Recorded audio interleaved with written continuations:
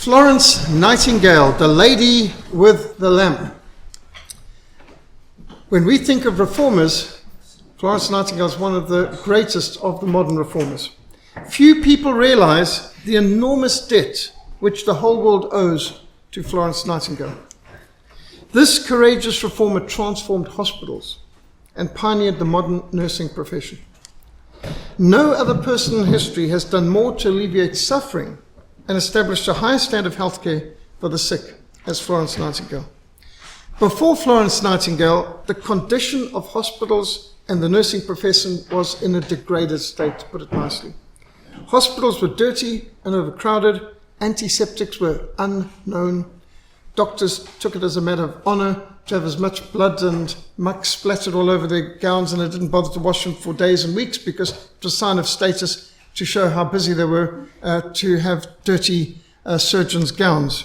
Scarcely any facilities for the training of nurses existed, and their pay was less than that for common labor in the field. Nurses were drawn from the undesirable sections of society, were commonly regarded as vulgar, uneducated, unclean, notorious for drunkenness and immorality, barely considered anything better than a prostitute. And so the whole nursing profession was so degraded, no decent gentlewoman would ever consider being a nurse. Now, Florence Nightingale was named after the town in Italy where she was born on 12th of May 1820. Her parents had this interesting habit of naming their children after the cities in which they were born. They traveled a lot. Until that time, Florence was always understood to be a man's name. But through her parents' tendency to name their children after the town of their birth, Florence has become an honored woman's name ever since. Florence's parents were wealthy, well-connected. This is the home that she was brought up in. And Florence was highly educated. A governess taught her music and art, and her father William taught her Greek and Latin and German and French and Italian and grammar, history, mathematics and philosophy. She was extremely well-read. She loved books. She immersed herself in her studies. She was one of the most educated girls of her time. She felt alienated from those around her and profoundly dissatisfied with what she called the emptiness of her existence. She was distressed at the pettiness of social life. She developed a passion for neatness and accuracy. In fact, she said her favorite subject was mathematics. Visitors described her as stubborn, strong-willed, very intelligent, and extraordinary. On the 7th of February, 1837, just before Florence turned 17 years old, Florence wrote, "God spoke to me and called me to his service." Florence traveled widely throughout Europe, even to Egypt. She was well aware of the misery of the poor. She became convinced that God had called her to reform the nursing profession and devote her life to alleviation of suffering for the sick. Her parents were horrified and expressly forbade her to pursue any such degrading profession. So Florence carried on her investigative studies and her correspondence concerning hygiene, sanitation, nursing in secret, as her parents would not approve. In her 20s, Florence was described as tall, slender, elegant, very straight, her hair of a rich brown, her complexion delicate, her grey eyes pensive, yet ready to light into mirth with a smile, the sweetest and most winning. This sketch was done by her sister, and you'll notice the owl. That owl she picked up in Athens. It was being abused by some Greek children. She rescued the owl, called it Athenia, and it was her inseparable companion for many years. Her personal charm and intelligence, her wide reading and sincerity attracted many friendships and marriage proposals, 3 of which we know of that she spurned. Some to very rich, well-educated people, but she understood that would prevent her from carrying on her calling in nursing. At age of 30, Florence wrote, "I am 30, the age at which Christ began his mission. Now no more childish things, no more vain things, no more love, no more marriage. Now Lord, let me think only of thy will."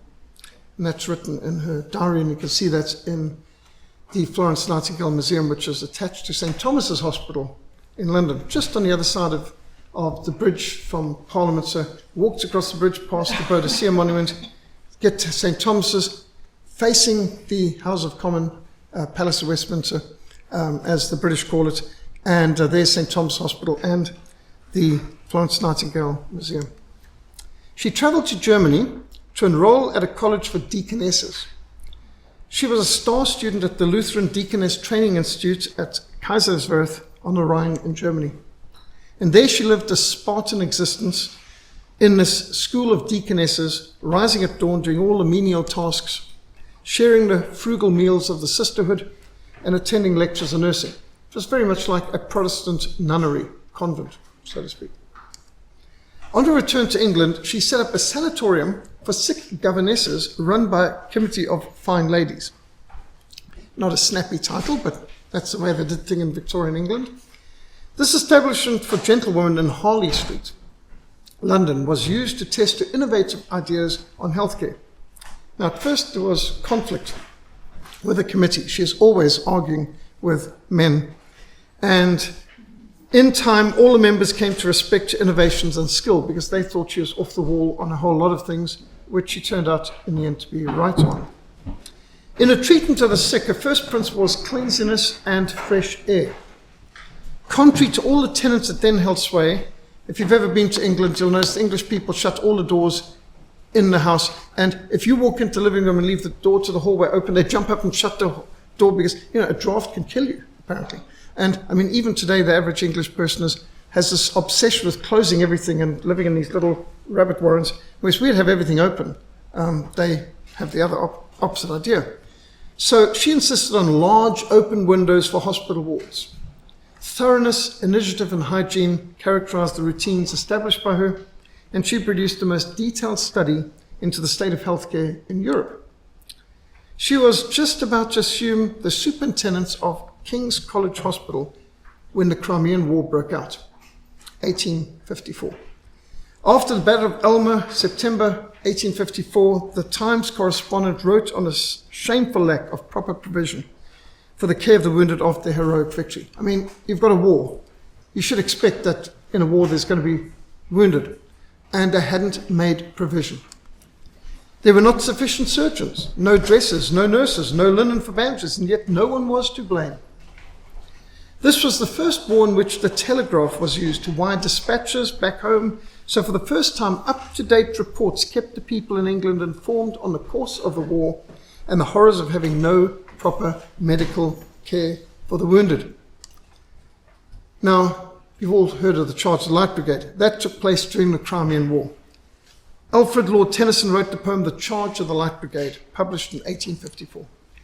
Half a league, half a league, half a league onward, all in the valley of death rode the 600. Forward, the Light Brigade, charge for the guns, he said. Into the valley of death rode the 600.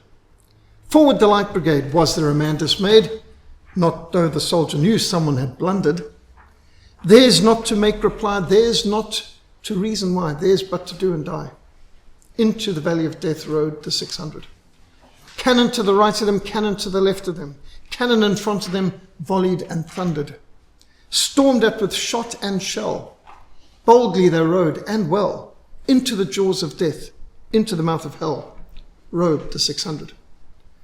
Flashed all their sabres bare, flashed as they turned in air, sabring the gunners there, charging an army, while all the world wondered. Plunged in the battle smoke, right through the line they broke. Cossack and Russian reeled from the sabre stroke, shattered and sundered. Then they rode back, but not the 600. Cannon to the right of them, cannon to the left of them, cannon behind them volleyed and thundered, stormed at with shot and shell, while horse and hero fell. They that had fought so well came through the jaws of death, back from the mouth of hell, all that was left of them, left of 600. When can their glory fade? Oh, the wild charge they made. All the world wondered. Honour the charger made, honour the Light Brigade, noble 600. Alfred Tennyson's poem was published 9th of December 1854 in the Examiner. Inspired by Psalm 23 of the Valley of the Shadow of Death, it highlights one of the most famous events of the long and costly, ultimately disastrous Crimean War. About 1 million people died in the Crimean War, by the way. The Light Brigade had been ordered into a nearly hopeless situation due to command confusion and incompetence, to put it nicely. Yet incredibly, the Light Brigade succeeded in reaching the Russian artillery at the end of that long valley, lined with artillery on both sides, and they actually succeeded in fighting their way out of a Russian trap, which they should never have been sent into in the first place. Most of the men actually made it back to their own lines, but they were all that survived badly injured. The Crimean War was called one of the first modern wars because it was the first to use modern technology like railways and telegraph. It was also one of the first wars to be documented extensively in photographs and written reports. And so the Crimean War exposed horrendous logistic failures in both the British and Russian armies and the French armies, which in a previous conflict might never have been reported, and the people wouldn't have known. So the report to the war correspondents led to widespread demands for sweeping reforms in the military. This is outrageous. How can this be? How can there be no provision for our wounded?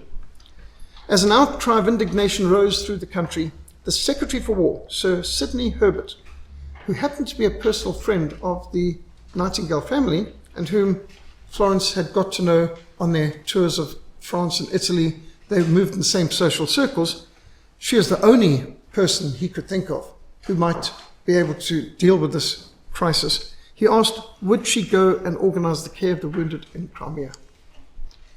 Within 2 days of receiving this letter of appointment from the War Office, Florence Nightingale set out for Turkey.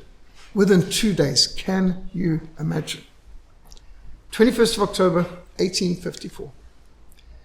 All the way from Britain through the Mediterranean, through the Dardanelles, into the Black Sea. She was accompanied by 38 hand-picked volunteers whose ability she had proved. These were some pretty tough people to take on this kind of charge.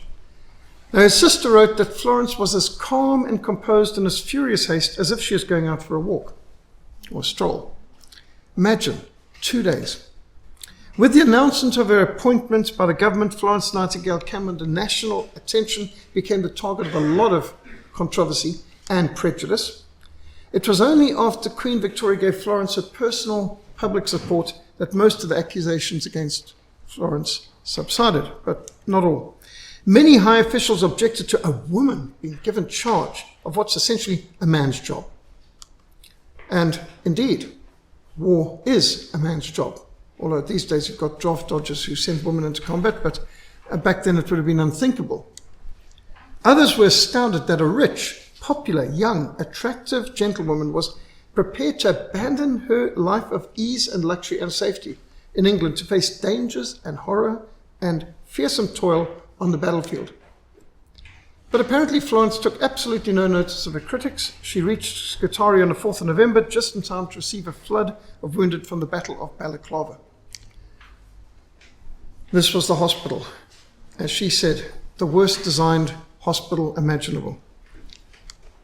While struggling to cope with the Herculean task of tending these casualties, a further 600 wounded arrived from the Battle of Inkerman. No provision made for the inevitable casualties of war, and here's somebody who had no real support, backup, no logistical support, meant to do the best she could under the circumstances. She endured the prejudice and opposition of military surgeons, endured unimaginable squalor, cholera epidemic, battled against bureaucratic bungling from the start. She reported that far more soldiers had died of disease than on the battlefield. Now, up till then, most people assumed you go to war, person dies, they've died in battle. She exposed the fact that actually the vast amount of people die of disease and totally preventable infections, not of combat.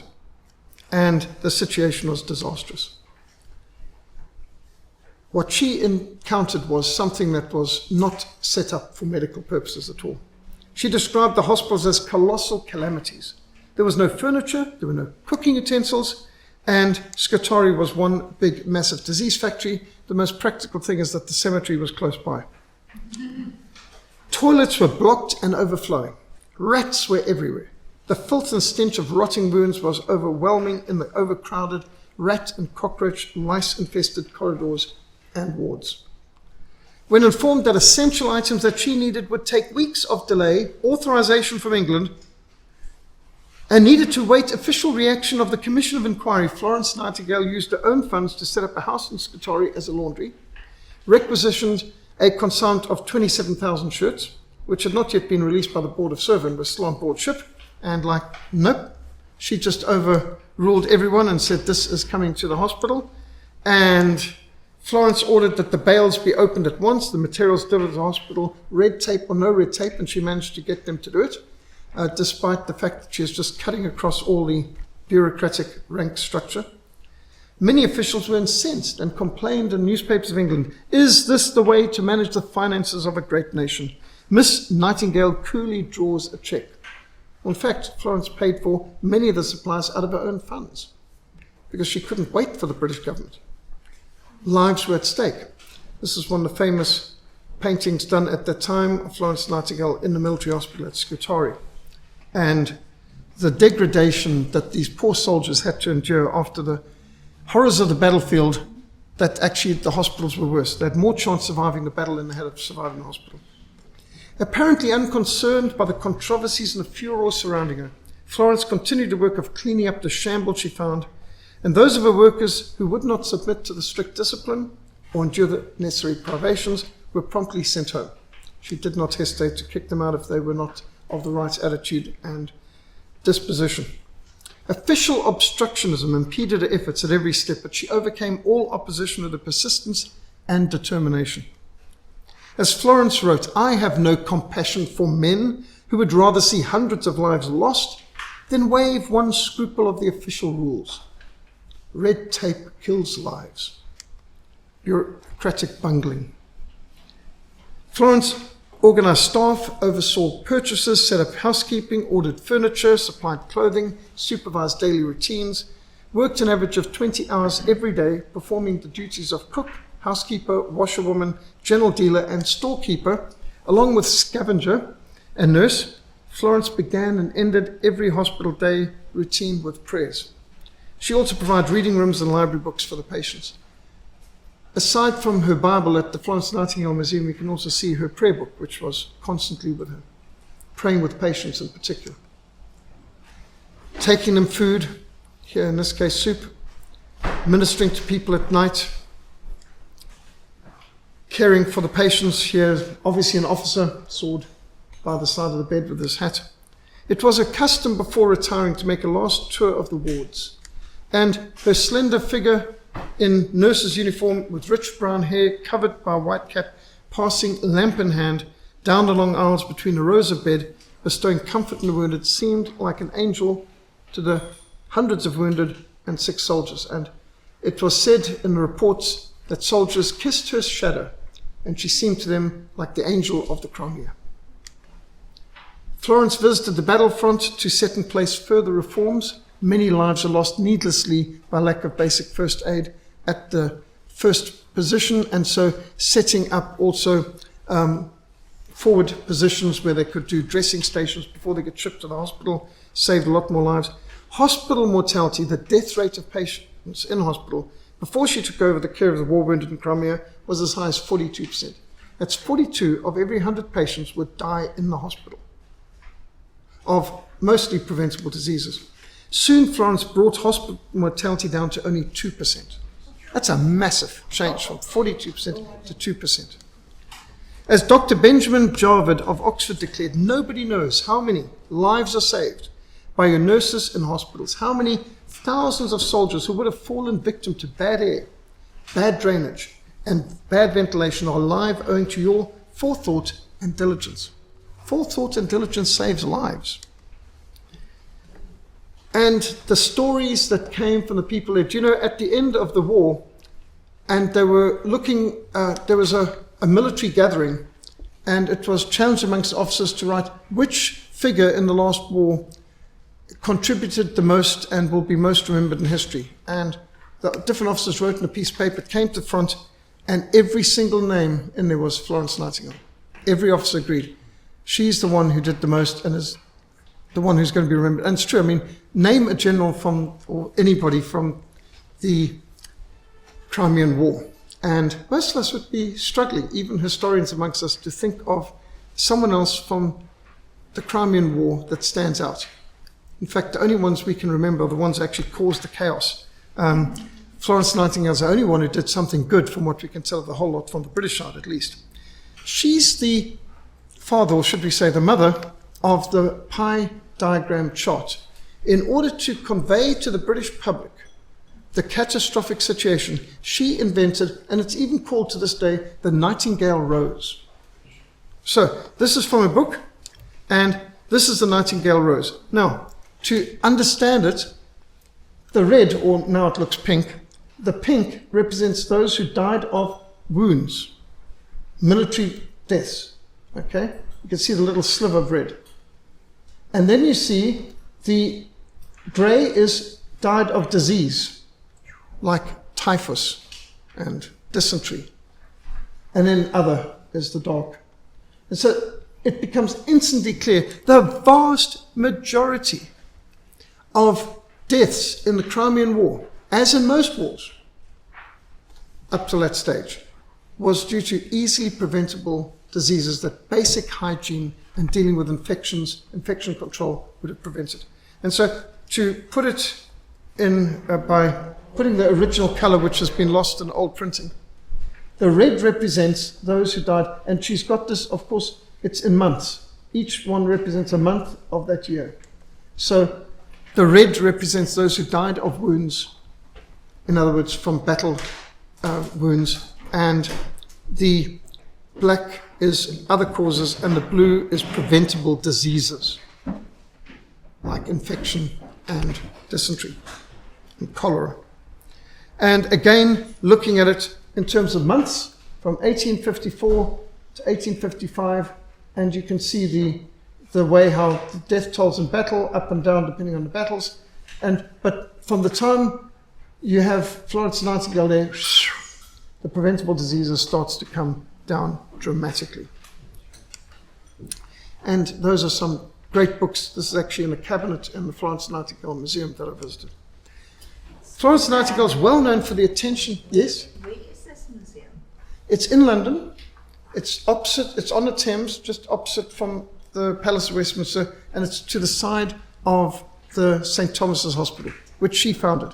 And so basically, as you come over the bridge from Parliament and you turn right, the Florence Nightingale Museum is before St. Thomas's Hospital. So it's right there, the other side of the bridge from Boadicea's monument. So we know of her for the care she gave to soldiers, but a recent lecture has highlighted how her statistical analysis, skilled administration, sharp tongue, really saved even more lives. I know of no class of murderers who have killed as many people as hospital architects. And this is one of the pictures that came out of the war, published in the Times of London, of some of her nurses caring for people in the field. Towards the end of the war, Florence succumbed to a severe fever, what they called trench fever, or Crimea fever, which could have easily taken her life. She recovered, but her health was so damaged she would never be as healthy again. In spite of her sickness and weakened condition, Florence refused to leave her post of duty until the British Army had evacuated Turkey at the end of the war in July 1856.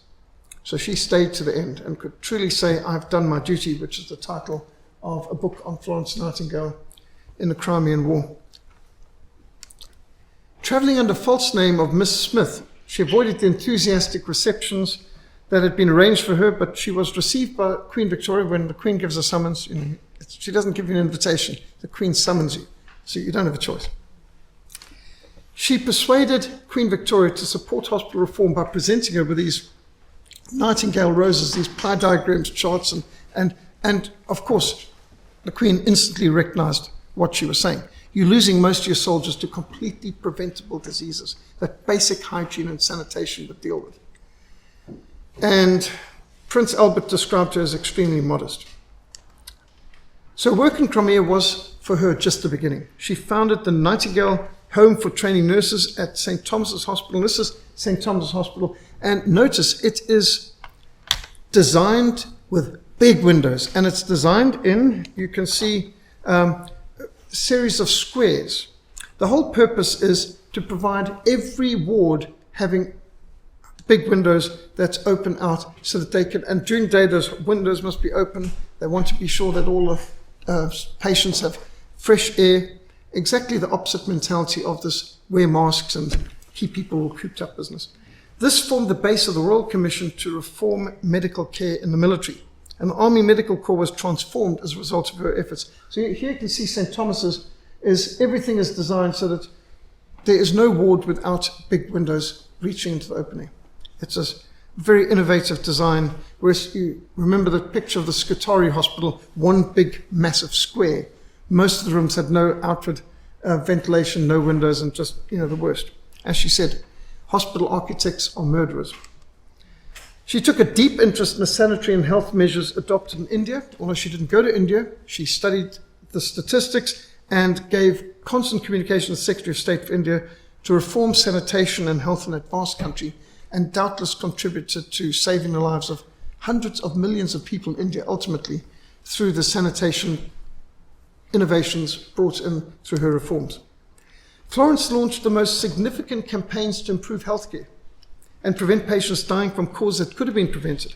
She strove to learn from the past in order to save lives in the future. And you can see again, these massive windows is just part of her innovations. You must have lots of light. Light is excellent. In fact, if you can, you wheel the patients out into sunlight. Sunlight will improve and disinfect wounds better than anything. Sunlight and fresh air, exact opposite of what had been done up till then. It was her goal to ensure that those who had suffered in Crimea had not suffered in vain. She changed forever the status of the nurse and the fate of the soldier. Through her efforts, soldiers came to be prized more and nurses came to be prized and respected more. And the lives of soldiers became more precious because she showed the people back home, your men do not need to die in such numbers. And they've been putting up with huge casualty rates, assuming this was all unavoidable war casualties, whereas in fact the vast majority were completely avoidable bungling by lack of hygiene and sanitation, lack of forethought, lack of planning. Her notes on hospitals and notes on nursing revealed that civilian hospitals were as bad, if not worse, than the military hospitals. Well, the military hospitals were bad enough, but the civilian hospitals turned out to be even worse. She worked late into the night establishing effective training for nurses, setting new standards for sanitation and drainage. Her research reports dramatically improved working conditions for the poor and healthcare for the sick. Her requirements for nursing include that they must be sober, honest, truthful, trustworthy, punctual, quiet, orderly, cleanly, and neat. What's happened to our nurses lately? I remember when nurses were some of the most respected people in society, and my mother was a nurse. My mother-in-law was a nurse. In fact, we've got a cape there and Nightingale lamp from graduation. And nurses were some of the most respected and trusted people in society. And yet what was one of the first things Nelson Mandela did? 94, closed down the nurses' training colleges, closed down the teachers' training colleges, and started to have people going straight into nursing with no training. And it shows. And you can see the quality of healthcare is deteriorated. Having people who are just doing a job, who don't have the Nightingale spirit, and it's just shocking how many patients have died as a result of the lowering of standards and having entitlement. When I first ended up in hospital in Rhodesia, I remember being amazed at the nurses. Nurses in Bulawayo Hospital, they were strict, they were fun, it was interesting, the whole ward was brimming with such life and humor. I was there with kidney stones and they had me going around doubled over, pushing the tea trolley in the morning, you're the youngest. Yeah, but kidney stone, doesn't matter. And at night, being woken up by the sister shining a torch light. Are you asleep? Well, I was. Have you taken the sleeping tablets? Well, I was asleep. Well, I don't want you disturbing my readings now. I've got a good book tonight. Here, take your sleeping tablets. And when the matron came along, everyone was in fear, even at this. But everything ran well, and the hospitals were clean and neat, and there were such enjoyable environments. I must say, it was enjoyable being sick there because you had such good professional nurses and the whole attitude. And even I remember the nurses who were dealing with my father when he was dying. The high standards, they made all the difference. But lately, to find a Florence Nightingale type of nurse is rare indeed. Today, you've got some of the worst attitudes. And I remember when Christopher was getting his kidney transplant at Red Cross Hospital, I characterized what was going. I said, in South Africa, we have space-age surgeons and stone-age nurses. And it was staggering, the theft, the absolute outrageous nonsense going on in the hospital. just going into Red Cross Hospital, for example, you'd see the fire doors propped open. I mean, the fire doors, which these doors must remain closed at all times, propped open with a brick and so on. And so I'd kick the bricks out every time I came to make the fire doors shut. I mean, fire doors are there for a reason. Next thing, there's a handwritten sign next to the formal printed sign saying, keep door open. And, well, after going into the ICU ward, there was all these, no entry without gowns. So I wash and gloves and hat and mask and everything. And I walk in backwards into the ICU and everyone's dressed normally. They looked at me like, oh, don't worry about that. I mean, here's someone who's just come out of ICU kidney transplant patient and they're not bothering about me. And then I see my son's got no pillow. Where's the pillow? No, pillow's been stolen. Can you get another? No, they've all been stolen. Can I bring pillows home? Yes. How do I sterilize the pillows? Ah, don't worry, as long as they're washed. And that was the kind of mentality. My son couldn't have solid food, so he was wanting, milkshake, smoothies, put that in the fridge. When he wanted them, stolen, empty. I mean, nurses were the only ones there. They would be stealing from their own patients. Chris would complain he couldn't sleep at night because they're watching TV. Watching TV in ICU so loud that the patient can't sleep.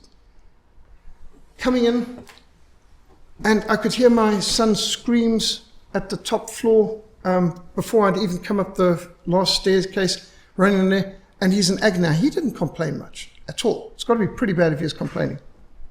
And I can hear the beeping of the machine and several machines all the way around the 5th floor, kidney patient ward. And absolute no nurse responding, nothing. Can't see a nurse anywhere, not the front desk. I go back. So I go we were up in E ward. I go into D ward and ask them for a nurse to respond. And no, you've got to get a nurse from E ward. There's no nurse in E ward. That's not possible. She said, well, come and see. I said, oh, I know what. Went into I followed her. She opened the door into the tea room, and there all the nurses were with cake and so on, all having they all decide to stop and have cake at the same time. And the ward is just, you can hear the screams of patients in agony. There's all the alarms going off. Not a nurse cared. Not one. We get there, and I'm looking, and I mean, my mum brought me up with Florence Nightingale quotes. You look at the patient, if the patient's uncomfortable, why? Well, as they know, but she's getting the morphine and so on and so forth. But then I saw, but his bandage is wet, and the mattress under his arm is wet. Start taking, no, you mustn't take the bandage. As you took it, you could see the needle was on top of his skin. It had obviously come out. He wasn't getting any of the painkiller from a major operation. And they didn't notice something as basic as the patient's discomfort. Liquid, obviously the needle can't be in properly. They didn't know how to put it in properly. Oh my, I mean, the things that can go on and the shocking lack of proper nursing. I used to be a regular blood donor and white cell donor before I was getting malaria. After malaria, they said, go away, go far away, don't come back, we don't want your blood. But before that, I used to go regularly up to UCT and give white cells, and they'd take all your blood out one side, spin it around, and after 2 or 2.5 hours, they'd have put all your blood back in, taken all the white cells off for a leukemia patient, and you'd be fine. Now, that was fine. I remember the one day after we'd had our dramatic changes in 94, and the nurse, first of all, decided to take the tube out of my right arm so I could watch my blood going in front of me, not sort of tucked behind. So I'm watching my blood going up this way. And next thing is, I feel like heart attack type shock. The blood's coming back into my veins, ice cold. Ice cold. I mean, talk about your blood running cold. It literally was cold. And when I pointed out, oh, they forgot to switch on the heater. I mean, after taking your blood to all the machines, taking the white cells off, they went to reheat it so it comes in at normal temperature. And, you can imagine that could have caused something serious because I was having trouble even talking. And another time came in there and they started trying to get the needles in my arms. And I've had nurses saying, oh, you've got nice veins, easy to find them. And kept getting it wrong and sort of like going through the vein felt it hitting bone, and had 4 nurses trying to stick the needle in me and and my whole body's tensing up. There's no way you're getting anything through those muscles tense like this. And after a while I said, whatever you're doing is not working, please stop. And this nurse flings down the needle and storms out. I've got my blood sort of Looking around for, not even given a cotton wool, and so on. And I'm sort of trying to find something in my pocket to stop the pumping blood there. And they all walked out. None of them, I'm sorry, thanks for coming, nothing like that. Not even a cup of tea. But anyway, they couldn't get the needle in. So all nurses are not equal. That's just basically what you're saying. But this is the standard. Struggling against ill health herself and surrounded by a colony of cats. All good people love cats. Florence Nightingale continued her crusade to save lives and provide efficient, effective healthcare for the infirmed. Here's some of the letters that again you see at the Nightingale Museum. Here's one of the last pictures of her with nursing graduates. Florence Nightingale told her nurses, Christ is the author of our profession. Indeed he is. Preach the gospel, heal the sick, go and do likewise, love your neighbor, be like the Good Samaritan, go and do likewise. And all the teachings of Christ that inspired the medical profession, nursing profession, hospitals. That's why the symbol of a hospital is a red cross. Not a crescent moon, not a hammer and sickle, not a star, it's a red cross. The Florence Nightingale Museum records that she wrote 200 publications and 13,000 letters, at least, that they've got. I mean, there's doubtless more. Her most famous book, Notes on Nursing, has been translated in many languages, including German and Dutch and Danish and Swedish and Finnish. It remains a classic resource and textbook for nurses, managers and health planners to this day, even though it was written in the 1800s. It's so relevant to today. When I had to train military medics up in Sudan, and before I could get some real doctors and nurses up there, I mean, what do I know? Just basic first aid that you get in the fire brigade in the army. But I did what I could. I took notes on nursing, and I'm traveling up to Sudan. I'm reading on the plane.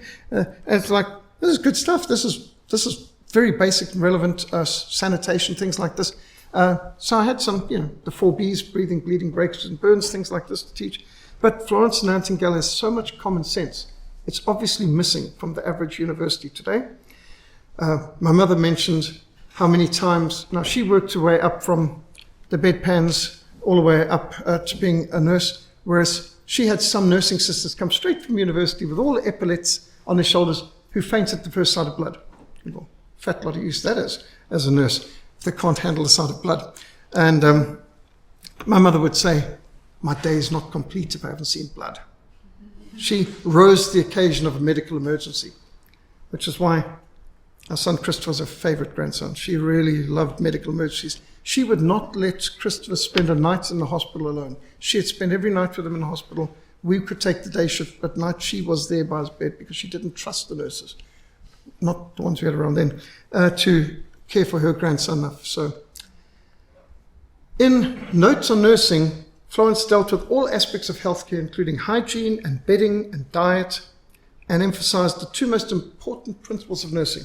Observation, like the pulse and the appetite and the breathing of a patient, and things like if they're in pain and discomfort, and if the bandage that's meant to be covering where the drip is wet.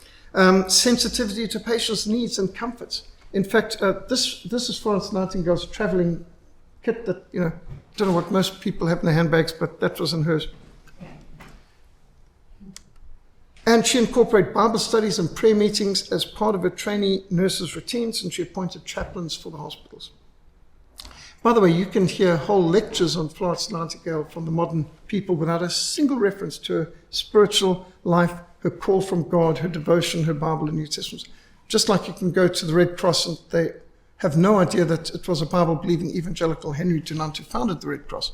The amount of killing and cancelling culture of all of our Christian history that's being done today, so that many people have no idea about the Christian heritage. When I went to Sweden and Denmark, I remember speaking about how the Vikings were converted. And, when were we converted, they asked. And I said, look at your flags. You've got crosses. No, but that's got nothing to do with Christ. And they didn't even know that their ancestors had become Christian. They just assumed their country's always been secular. And no, but our heritage was pagan. Well, that ended about 1,000 years ago, And that's why you've got crosses in your flags. Here's the Florence Nightingale pledge. I solemnly pledge myself before God in the presence of this assembly to pass my life in purity and to practice my profession faithfully. I will abstain from whatever is deleterious and mischievous, and will not take or knowingly administer any harmful drug. Would that not be nice if we had a medical profession today who adhered to that? I will not knowingly administer any harmful drug. Wow. That would sure make a difference, wouldn't it? I will do all in my power to maintain and elevate the standard of my profession, and will hold in confidence all personal matters committed to my keeping and all family affairs coming to my knowledge in the practice of my calling. By the way, Florence Nightingale makes clear in her notes on nursing that the primary duty of a nurse is to be the advocate for the patient and the patient's family. And this includes challenging the doctor, who may whirl through and dish out all-knowing directives which the nurse may know is against the best interests of the patient.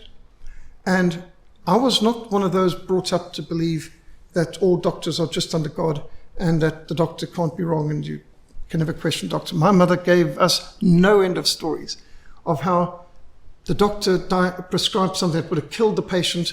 The nurse had to intervene, and if it wasn't the nurse's intervention, the patient would have died, and things like this. My mother told me when I was 6 years old, my finger got caught in a door and the whole door slammed on it. And my finger was just like paper thin. Went to the hospital and they wanted to amputate.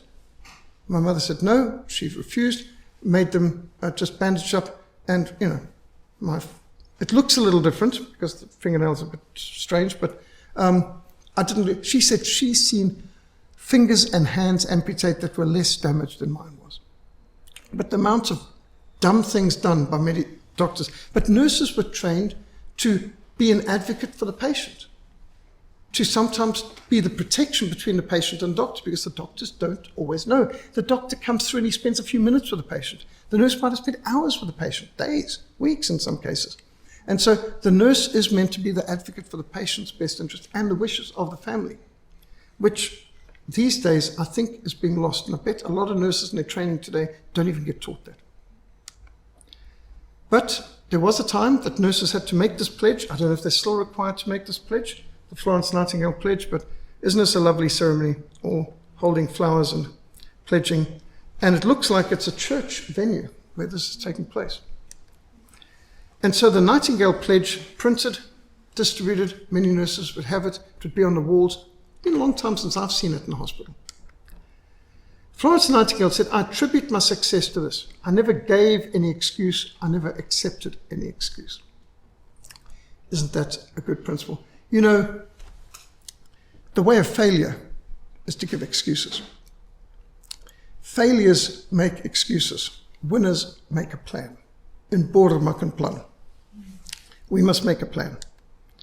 Nursing is an art, and if it is to be made an art, it requires an exclusive devotion, as hard a preparation as any painter's or sculptor's work. Because as hard as the preparation, any painter or sculptor's work, for what is the having to do with dead canvas or dead marble compared to having to do with a living body, the temple of God's Spirit? It is one of the fine arts. I had almost said it is the finest of fine arts. Now, if dealing with paint and canvas and marble is art, how about dealing with a human body, which is temple of the Holy Spirit? Is that not, as she said, the finest of arts? Well, it can be if one does it as unto the Lord. A nurse is to maintain the air within the room as fresh as the air without lowering the temperature. If the patient is cold, if a patient is feverish, if a patient is faint, if he is sick after taking food, if he has a bed sore, it is generally the fault not of the disease, but of the nursing. That's quite a good standard. I don't know that they think like that in any government, anything. I mean, you can ask this anywhere in the world. If you're sick and money wasn't an option, which would you prefer? A private hospital or a government hospital? If you had to choose between a private hospital, which is secular, and a private hospital, which is Christian, which would you choose? I mean, it's quite obvious. And plainly, one of the things is the difference between a mentality of entitlement and a mentality of stewardship and duty towards God and man. A person who's committed to loving God with all her heart, soul, mind, strength, and loving the neighbor as herself, and doing everything as unto the Lord wholeheartedly, as one who's got to give an account to God, doesn't that produce a higher standard? Here's some quotes of Florence Nightingale. To be a good nurse, one must be a good woman. One is truly nothing but a tinkling bell. She also said, till a married woman can be in possession of her own property, there can be no love or justice. Now, where's that coming from? Well, if you've read any of the Jane Austen novels, you know that unfortunately in England at that time, property was owned by men. And a father couldn't even give his estate to his daughter. It had to go to some male cousin, kind of attitude if there's. And so, these sort of things were obviously wrong, and Florence Nightingale campaigned for justice on that. You can arrest in some degree the course of a knave. That's a bad person. But with a fool, you don't know where you will find him next. In other words, a fool can be more damaging than even a knave. There is no part of my life upon which I can look back without pain. Now, Florence knew a lot of pain in her life.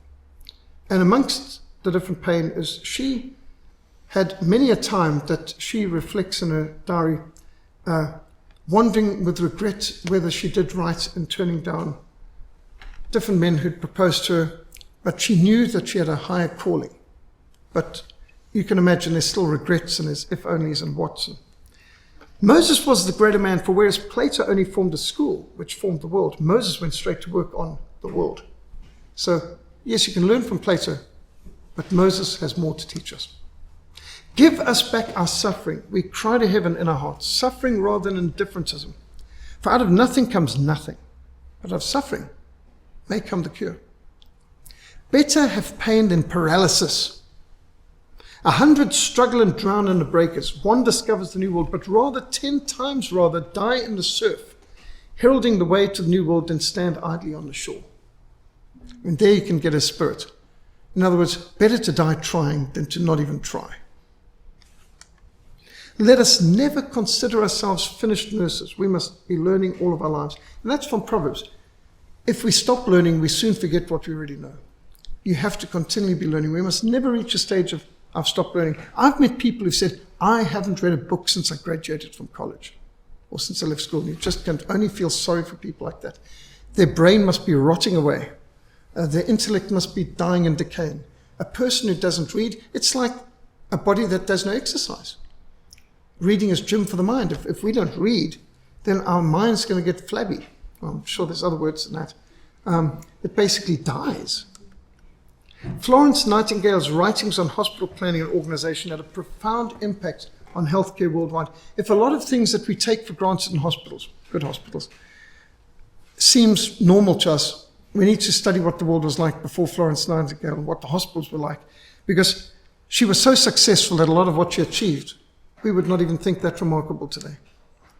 Her far-sighted reforms saved innumerable lives, doubtless many of our ancestors, without which we wouldn't be alive today. She established nursing as a respectable profession. And very sad that people like Mandela have worked on bringing nursing back to the pre-Florence Nightingale stages of, I should say, the dark ages of nursing. We still have some good nurses out there, but shame, they are outnumbered.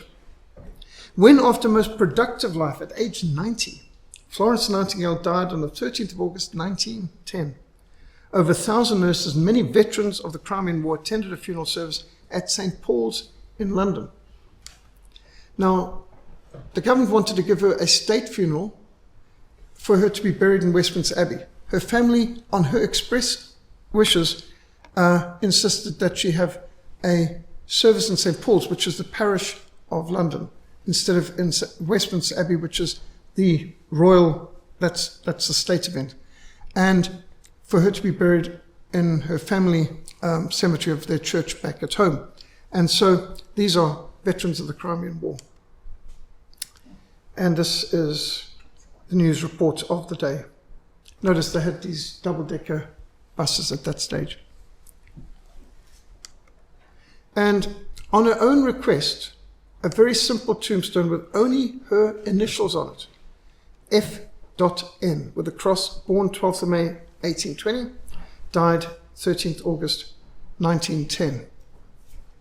That was her express wishes.